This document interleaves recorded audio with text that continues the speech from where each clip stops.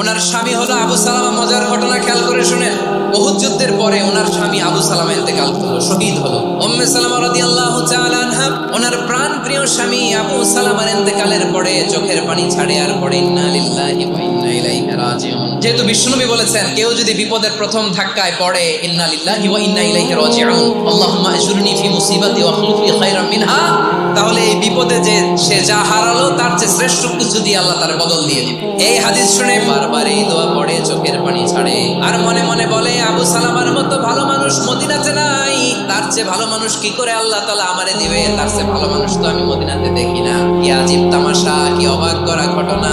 কিছুদিন পরে দেখা গেল স্বয়ং বিশ্ব নবী উম্মে সালামাকে বিয়ের প্রস্তাব পাঠিয়েছে।